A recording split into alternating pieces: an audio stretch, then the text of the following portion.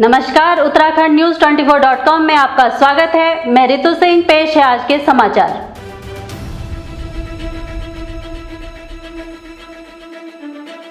कॉलेजों में नए शिक्षा सत्र से रखे जाएंगे योग प्रशिक्षक, शिक्षा मंत्री ने दिए निर्देश।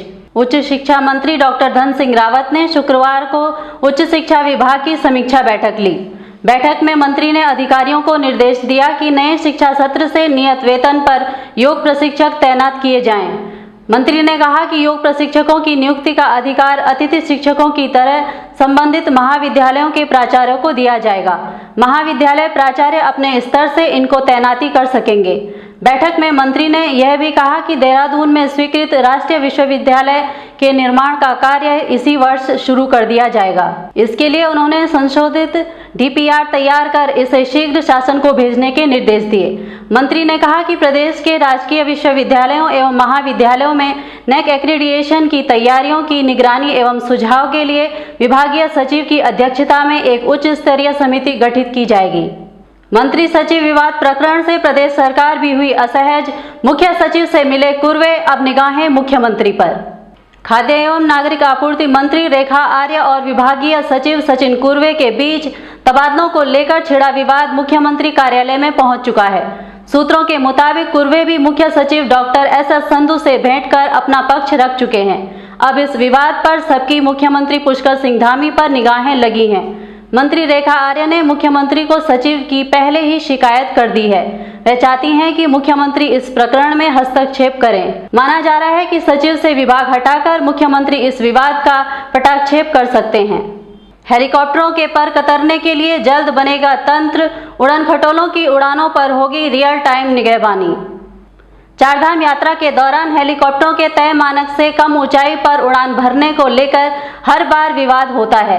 केदारनाथ के लिए उड़ान भर रहे हेलीकॉप्टरों पर निगरानी के लिए कोई ठोस और प्रभावी तंत्र नहीं है, इसलिए अब यूकाडा एक निगरानी तंत्र बनाने की तैयारी कर रहा है। इसके लिए एक टेंडर प्रक्रिया चल रही है। उत्तराखंड नागरिक उड्डयन विकास प्राधिकरण यूकाडा ने इस दिशा में गंभीरता से प्रयास शुरू कर दिए हैं। इस बारे में नगर विमान महानिदेशालय डीजीसीए से भी मार्गदर्शन मांगा गया है। साथ ही केदार घाटी में हेलीकॉप्टरों की उड़ानों और उनकी पार्किंग पर निगरानी तंत्र के लिए प्रस्तावित टेंडर में बदलाव किए जा रहे हैं। सरकार आने वाले दिनों में एक ऐसी तकनीकी या तंत्र चाह रही है जिससे हेलीकॉप्टरों की उड़ानों की संख्या और पार्किंग के साथ उनकी उड़ान की ऊंचाई की रियल टाइम जानकारी भी उपलब्ध हो सके। एम्स ऋषिकेश की नई निदेशक नियुक्ति की गई प्रोफेसर मीनू सिंह। स्वास्थ्य मंत्रालय ने जारी किया नई जिम्मेदारी का आदेश। पीजीआई चंडीगढ़ की पीडियाट्रिक पल्मोनोलॉजी सेंटर और टेलीमेडिसिन विभागाध्यक्ष मीनू सिंह को एम्स ऋषिकेश की नई निदेशक नियुक्त किया गया है। बीते शुक्रवार को केंद्रीय स्वास्थ्य मंत्रालय ने उनकी नियुक्ति का आदेश जारी कर दिया। प्रोफेसर मीनू ने हिमाचल प्रदेश विश्वविद्यालय शिमला से एमबीबीएस किया है। बाल रोग अनुसंधान के क्षेत्र में प्रोफेसर मीनू सिंह का विशेष योगदान रहा है। उन्होंने खासकर टीबी, अस्थमा और सिस्टिक फाइब्रोसिस के क्षेत्र में उल्लेखनीय कार्य किया। उनको टीबी के निदान के लिए किए गए कार्यों के लिए कई बार केंद्रीय और राज्य स्तर पर सम्मानित भी किया गया है। हाईकोर्ट से नहीं मिली रामविलास यादव को राहत, सरकार को 19 जुलाई तक कोर्ट में शपथ पत्र पेश करने के आदेश। हाईकोर्ट ने आय से अधिक संपत्ति अर्जित करने के आरोप में निलंबित और गिरफ्तार अपर सचिव समाज कल्याण विभाग रामविलास यादव की गिरफ्तारी पर रोक के मामले में दायर याचिका पर सुनवाई के बाद सरकार को 19 जुलाई तक कोर्ट में शपथ पत्र पेश करने के लिए कहा है। याचिकाकर्ता के अधिवक्ता ने सुनवाई कर रही वरिष्ठ न्यायमूर्ति मनोज कुमार तिवारी की एकल पीठ को बताया कि रामविलास यादव विजिलेंस जांच में सहयोग कर रहे हैं। कोर्ट के आदेश पर याचिकाकर्ता बुधवार देर रात विजिलेंस के समक्ष पेश भी हुए, लेकिन विजिलेंस ने उन्हें गिरफ्तार कर लिया। इस पर सरकार की ओर से कहा गया कि आईएएस यादव जांच में सहयोग नहीं कर रहे हैं। उन्हें जांच के लिए कई बार बुलाया गया, लेकिन वह विजिलेंस के समक्ष पेश नहीं हुए। पेश होने पर विजिलेंस ने उनसे पूछताछ की, लेकिन वे किसी भी प्रश्न का सही उत्तर नहीं दे सके। टिहरी में जंगल में आग बुझाते समय खाई में गिरा वनकर्मी, हायर सेंटर रेफर। उत्तराखंड के टिहरी से जंगल में आग लगने की खबर है। मीडिया रिपोर्ट्स के अनुसार टिहरी के ढाइजर के समीप जंगल में आग बुझाते समय एक वनकर्मी खाई में गिरने से घायल हो गया, जिसे बौराड़ी चिकित्सालय में भर्ती किया गया। वहीं डॉक्टर ने उसकी गंभीर स्थिति को देखते हुए एम्स रेफर कर दिया। वहां उसका उपचार चल रहा है। बताया जा रहा है कि वनकर्मी को गंभीर चोटें आई हुई हैं और पैर फिसलने से यह हादसा हुआ। गौरतलब है कि टिहरी में आग लगने का यह पहला मामला नहीं है। इस साल जिले भर के दर्जनों जंगलों में भीषण आग के चलते अब तक लाखों का नुकसान हो चुका है।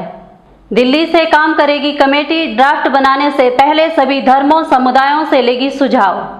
काशीपुर निवासी आरटीआई कार्यकर्ता नदीमुद्दीन ने सूचना का अधिकार अधिनियम के तहत ड्राफ्ट कमेटी को लेकर जानकारी मांगी थी। जानकारी में यह बात सामने आई कि ड्राफ्ट तैयार करने वाली समिति का कैंप कार्यालय दिल्ली से चलेगा, जिसका खर्च पुलिस मुख्यालय वहन करेगा। यह भी बात सामने आई कि 4 पूर्व न्यायाधीश सहित 9 नामों पर विचार करने के बाद 5 सदस्यीय समिति का गठन किया गया है। इस समिति का कार्यकाल 6 माह होगा। पूर्व न्यायाधीश रंजना प्रकाश देसाई को इस समिति की अध्यक्ष चुना गया है। मुख्यमंत्री समय समय पर बैठक लेंगे। समिति का एक कार्यालय देहरादून और दूसरा कार्यालय नई दिल्ली या नोएडा में होगा। दिल्ली स्थित कार्यालय में 3 विधि सहायक, 6 अन्य कर्मचारी नियुक्त किए जाएंगे। इसके सभी खर्च गृह विभाग और पुलिस मुख्यालय वहन करेगा। यह समिति ड्राफ्ट बनाने से पहले सभी धर्मों, समुदायों, जनजातियों के प्रमुख व्यक्तियों से सुझाव भी लेगी। नेपाल ने भारत के 5 हेक्टेयर भूमि पर किया अतिक्रमण, एसएसबी ने भेजी गृह मंत्रालय को रिपोर्ट। जिले के सीमावर्ती क्षेत्र टनकपुर से लगी भारत नेपाल सीमा पर भारतीय भूमि में नेपाली नागरिक लंबे समय से अतिक्रमण को संज्ञान में लिया गया है।